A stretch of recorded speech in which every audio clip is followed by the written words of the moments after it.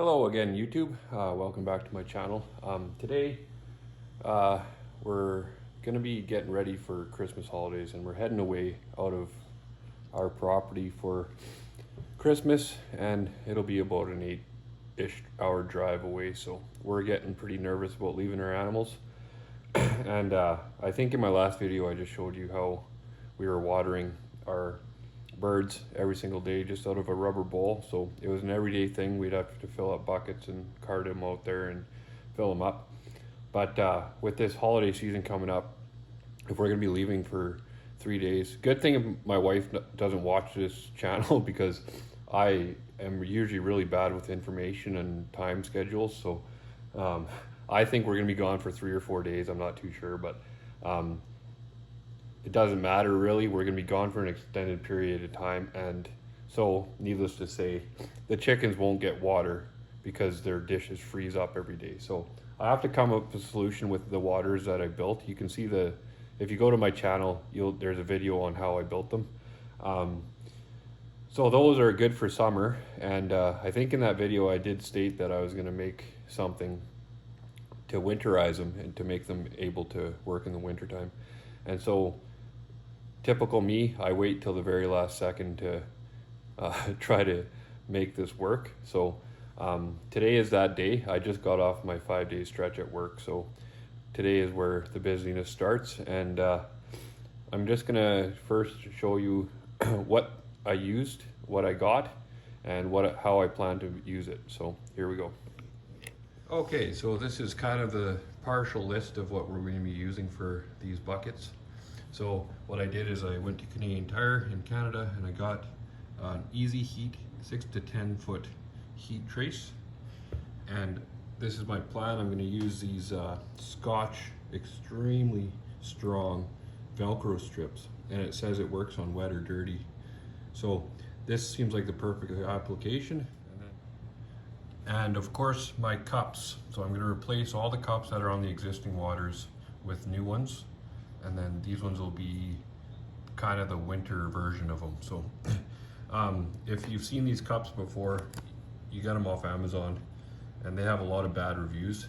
And my opinion on these things is they have worked awesome for me. However, you got to make sure they don't leak before you actually call them good. So yes, you'll go through quite a bit of them trying to see, because some of these gaskets up here leak and they'll fill up and empty your water, so it kind of defeats the purpose. But in my experience, out of that whole bag, I think there's 50 in there. You might get 5 of them that are no good. So you just got to test them out and make sure they don't leak before you continue on. So what I like about these cups here, they come with this nut. And a lot of ones you buy on Amazon, they just come with the cup. And so you have to screw the cup into the bucket and hope that just stays. But this ensures that it stays in nice and tight. So that's why I buy these ones. And by the way, guys, I will link every single thing that I bought in the description because it's all on Amazon and it's fairly decent price for what you're working with. The next thing is we're gonna use this bucket heater, K&H bucket heater. Oh, that's the French side, hold on. So it's got a thermostat in it, that's what I like about it. So even if it gets up to temperature, it won't keep heating, so it'll be kind of energy efficient, and it's safe to use in plastic or metal buckets. So this is going to be the perfect thing for inside the bucket, and then this heat trace will be on the cups. So once we get into the build, I'll show you how I plan to get this all put together. Just to let you know, guys, this is all an experiment, and it's kind of doesn't work out good for me because we basically have to get this together and hope it works. But I will definitely update you guys on how well it works, because I have used all these components before, and the only thing that I have troubles with is the heat trace. If I wrap it around the top of the cup right here, it'll still freeze at the bottom. And if you can see that yellow thing, it's not very far from the bottom of the cone, so it freezes right there. Nothing else freezes, but this thing isn't able to move and let out more water. So that's why I'm trying to keep that heat trace kind of right there, so then it always keeps that warm so it never freezes. Okay, so after all that work that I did to cut up all the Velcro, and if you are continuing on from the beginning of this video, this Velcro does not work. It's, for one, it's not bendy enough, and for two, it doesn't really stick to the side of that very good. So here's my second option. I decided to use small zip ties. So that created another problem in and itself. The zip ties with this 5-minute epoxy, it's way too long of a time for these zip ties to sit here straight because the weight of them kind of tends to move everything all over the place. So I've had a little bit of struggle, and I've had to make a couple runs, one run to town. And so this is what I came up with. I got the Gorilla Crazy Glue, and I ended up able to just glue this tip to the top there, and then I should be able to bend those out and put the epoxy in there to make a more permanent bond. But that being said, this stuff, I wouldn't recommend this Gorilla epoxy. It's very, very finicky. You have to shake it lots to be able to get it mixed well enough to get a glue on there. It says it's a 10-second set. All these 12 cups that I did, it took me about an hour to do. So sometimes it would stick, and then I'd shake it and do a new glob, and then it would stick. So I would recommend this stuff. I would probably stick to your original Crazy Glue. It would do a lot better job, but this is what I had to work with, and I finally got it done. So all 12 cups have 3 zip ties on it, and so it should allow the heat tape to wrap around there, and then I'll just put the zip tie through there, and it'll create kind of a cradle just to hold that all the way around. The one thing I found with this Crazy Glue, and it'd probably be the same with any glue you use, the smooth surface of the cup didn't really work that well, so I ended up sanding a strip all that way, just so that it will have something to stick to. So it's worked out fairly well, despite the fact I had to fight with the glue. It seems to have a pretty good bond. So now that I have that stuck there, while I apply the epoxy, that should keep it there stable enough for the epoxy to set. So hopefully I did this. I've been kind of frustrated with this whole process, but I think by the time it's done, I'll be very happy that I did it. So I just hope you guys can learn from the trials and issues that I've come up with. So that's why I'm telling you. So I got the epoxy out of the syringes here. It says to use this stuff within 5 minutes. So we'll see how this goes, and hopefully this works. I'll just show you a couple of these, but I don't think you need to watch the whole process. But I'm just going to bend that up somehow, and then just put a glob underneath. Just set it back down, and it seems to work out pretty good. The weight of the Crazy Glue is kind of just pressing it right down on the epoxy, so this might actually work. And I'll just bridge the top right there, just to make sure it kind of bonds through the whole zip tie. There, that one's done. So I don't know if you can see it, but that's what it kind of looks like. It'll be a clear epoxy.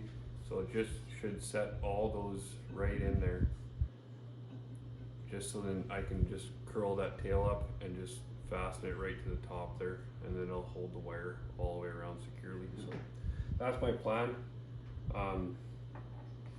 I'll just work away at getting the rest of these done, and then I'll show you the next step. Okay, so I had to wait overnight for this stuff to dry. So if you want my opinion on the Gorilla brand Crazy Glue and epoxy, I wouldn't recommend it at all. I know I've used different epoxies in the past, and when it says 5 minutes or 10 minutes set, it actually sets in 10 minutes. So this stuff remains so sticky that I was not able to work with it.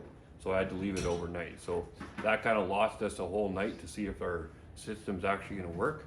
But I'm gonna try this out anyways. Another thing I noticed was if you use these really small zip ties, they're very, very fragile. So when you use Crazy Glue, it kind of weakens the plastic. So I'm gonna have to be careful with these, but I would probably suggest trying to find something else, maybe hot glue or something, to tack that initially until the epoxy sets, because it just kind of weakens that knuckle there, and then it's really hard to put that in. So okay, so I got all the cups installed onto the bucket here, and so now I'm going to proceed to put the heat trace around. The only thing is with all these tails in here and this being all kind of fragile, you probably shouldn't set it down because you'll probably break something. So like I said, I suggest using a heavier zip tie for if you're going to do this project.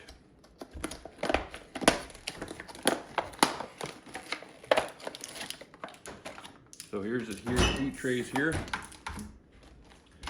and just make sure that the nubbin right here goes in because it's supposed to go against the bucket.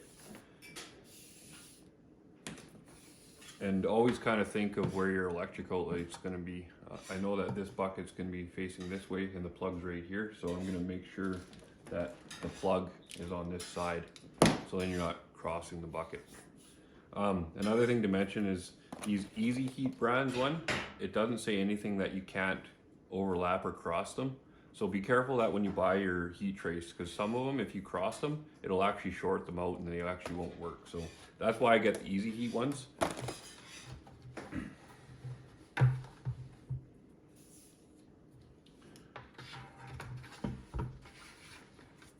So I just take the heat trace and I press it right against there, and then I make sure there's enough room to go against the bucket and along the length of the cup. And then you just take the zip tie and fold it around, stick it in.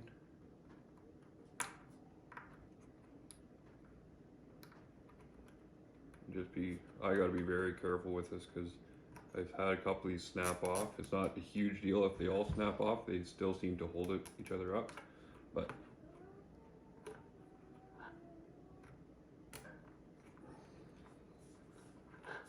then you just go around.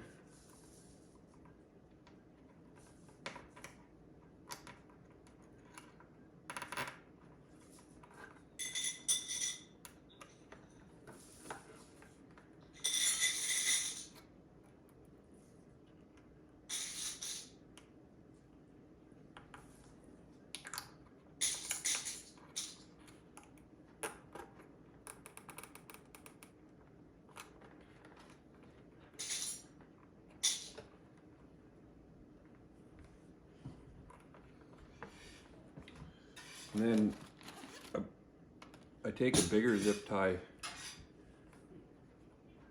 and just cinch it around the actual collar of this.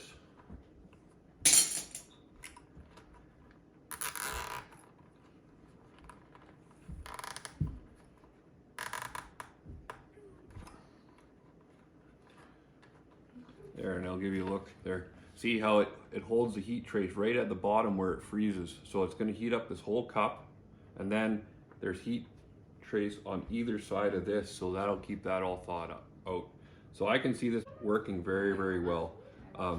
Before, you can see these cups are tapered.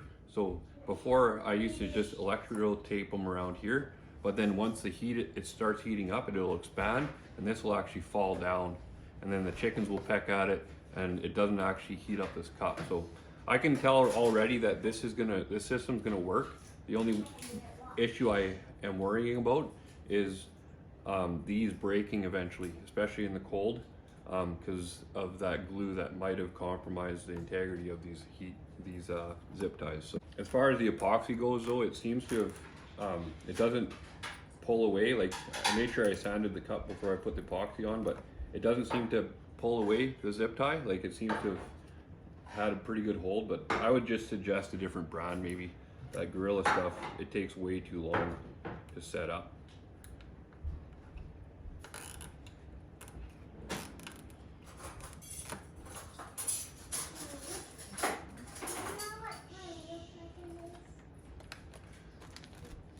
And all our local store had was these funky colored zip ties, so you might as well not use the same color on every one. You might as well switch her up. Okay, there we have it. It's all ready to go. That's how the system is going to work. You can see there's going to be heat on all sides of the cup, including the bottom, and these zip ties just act as a cradle. So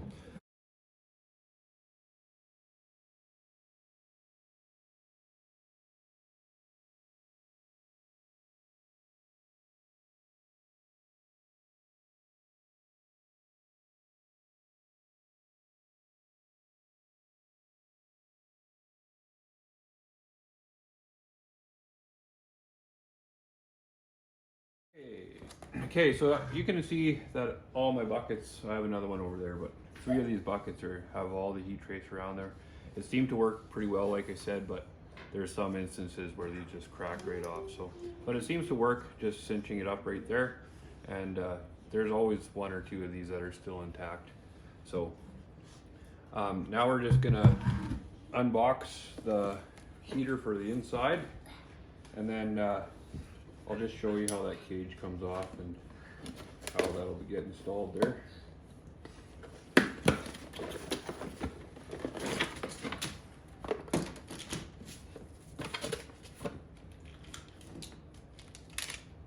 That's garbage. And then if you just press these tabs here, it just kind of lifts up the cage and you can rip it off and throw that away. But if you want this thing to be floating, keep that cage on. So then I'll just stick it in the center of the bucket here.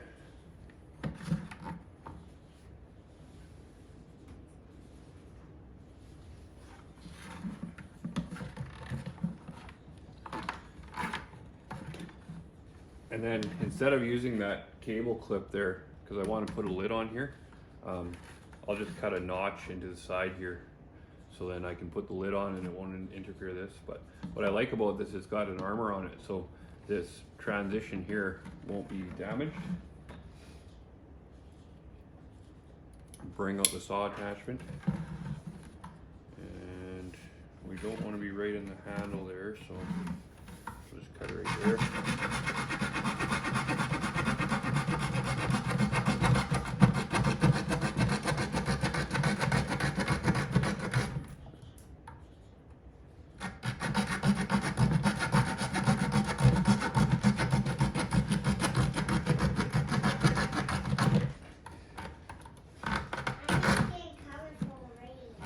And then I usually just bend that over just like that, because if you cut that off, that'll create a sharp edge there. If you just bend it over, it's nice and soft, and then you can see that's down far enough, so it'll just smack right on there. So that's the last step. The next thing is take her out and try her out. Hey guys, welcome back to the next part of this video. Right now I'm just filling up all the buckets. It's going to be a lot of work initially to get all these buckets filled, but what I haven't showed you guys yet is you can use your outdyer faucets as long as you have a frost-free bib. And then I just went on Amazon and bought that Flexil. It comes in a 3-foot hose, which is perfect. So you just got to make sure you take this hose off every day so the ice doesn't go up into the faucet. But I'll show you a close-up. That's the heater inside there, and that's what's going to keep the water all unthawed in there. And then the cord just going to come out here. So that's a close-up of it.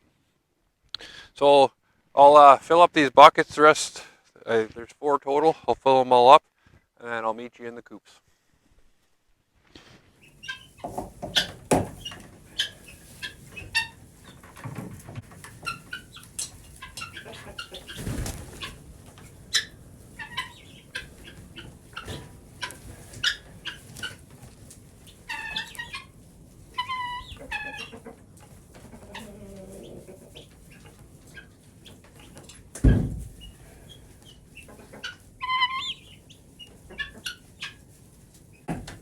Like that. So everything's hooked up here. I just gotta go grab the lid.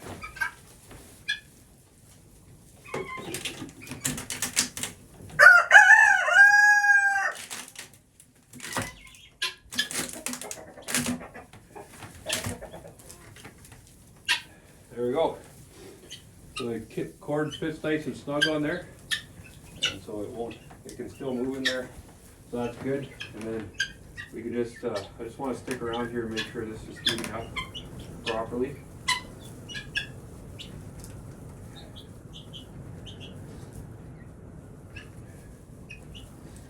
Oh yeah, you can feel the warmth there, so that's going to be good. That's the ice bucket, or that's the water trough that we've been using. This one's pretty good. We have a heat light obviously over top of it, so it kind of kept it.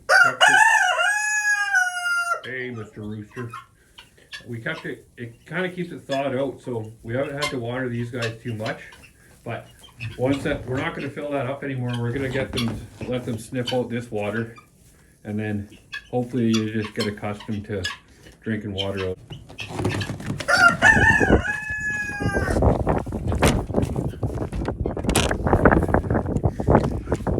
So yeah, it's about minus 16 right now. With the wind, it's probably around minus 20. So this will pretty quickly tell us whether or not this is going to work. But I'll end the video here. Thanks a lot for watching, guys. I really appreciate it. And I hope you guys have a good and safe holiday season. So once again, Merry Christmas and a very safe and happy New Year.